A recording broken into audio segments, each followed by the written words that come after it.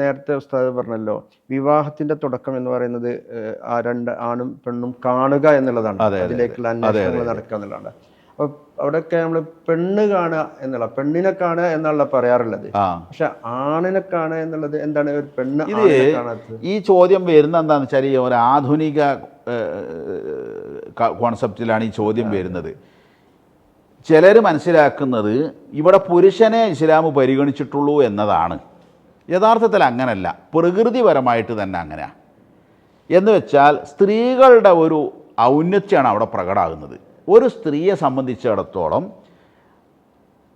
അവൾക്കും ആഗ്രഹം ഉണ്ടാവും, എൻ്റെ ഭർത്താവ് ഇന്നതൊക്കെ ആവണമെന്നൊക്കെ ആഗ്രഹം ഉണ്ടാവും എന്ന് വിചാരിച്ചിട്ട് കാണുന്ന ആണുങ്ങളെ മുഴുവനും ഓൻ എനിക്ക് പറ്റുമോ, ഓൻ എനിക്ക് പറ്റുമോ, എനിക്ക് പറ്റുമോ ഇങ്ങനെ നോക്കി നടക്കുക എന്നുള്ള സ്ത്രീകളുടെ ഒരു സ്വഭാവമല്ല. ഒരു സ്ത്രീയെ സംബന്ധിച്ചിടത്തോളം ഏത് പുരുഷനെയും ഉൾക്കൊള്ളാനുള്ള വിശാലത അവൾക്കുണ്ട് എന്നാണ് പൊതുവെ. എന്നാലേ ഇതിലൊക്കെ അപവാദങ്ങൾ ഉണ്ടായേക്കാം. എത്ര ഇന്ന ഗുണങ്ങൾ ഉണ്ടായിരിക്കണം ഒരു സ്ത്രീക്ക് എന്നുണ്ടാവും, ആഗ്രഹം ഉണ്ടാവും, അങ്ങനെ ചില ഡിമാൻഡുകളൊക്കെ ഉണ്ടാവും. പക്ഷേ കണ്ടേ മതിയാവൂ, നേരിട്ട് പോയി കണ്ടേ മതിയാവൂ എന്ന ഒരു ശാഠ്യം പലപ്പോഴും സ്ത്രീകളുടെ ഭാഗത്തുനിന്ന് ഉണ്ടാവാറില്ല. തീരെ ഇല്ല എന്നും പറയുന്നില്ല. അങ്ങനെ ഒരു സ്ത്രീക്കുണ്ടെങ്കിൽ അതും ഇസ്ലാം മാനിച്ചിട്ടുണ്ട്. പോയി കാണാം, സംസാരിക്കാം. മാത്രമല്ല സ്ത്രീയുടെ സമ്മതം വളരെ പ്രധാനപ്പെട്ടതാണ്.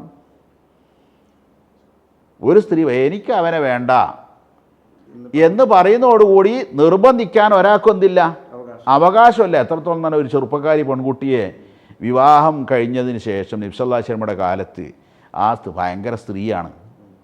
ആ മഹദിയുടെ ആ ആർജവം നമ്മൾ നോക്കണം. ആ കാലത്ത് ഇത് കൊഴിച്ചു മൂടപ്പെടുന്ന അവസ്ഥയുണ്ടായിരുന്ന ഒരു സ്ത്രീക്ക് ഇസ്ലാം വന്നതോടുകൂടി ഇസ്ലാം അവൾക്ക് നൽകിയിട്ടുള്ള ആ പരിഗണനയും ഇസ്ലാമിക സമൂഹത്തിൽ അവൾ ഉയർന്ന് ഏത് തലത്തിലെത്തിയെന്നും മനസ്സിലാക്കാൻ നബി സല്ലല്ലാഹു അലൈഹി വസല്ലം എൻ്റെ വാപ്പ എനിക്ക് ഇഷ്ടമല്ലാത്തവന് കെട്ടിച്ചു കൊടുത്തു റസൂലേൻ. ഹദീസിൽ കാണാം, ഫജഅല അംറഹ ഇലൈഹ, മോളെ നീ തീരുമാനിച്ചോ. റസൂലോട് പറയാം, നീ തീരുമാനിച്ചോ, നിനക്ക് അവൻ്റെ കൂടെ പോകണ്ട, പോകാൻ നിനക്ക് കുഴപ്പമില്ല എങ്കിൽ പൊയ്ക്കോ, നീ തീരുമാനിച്ചോ.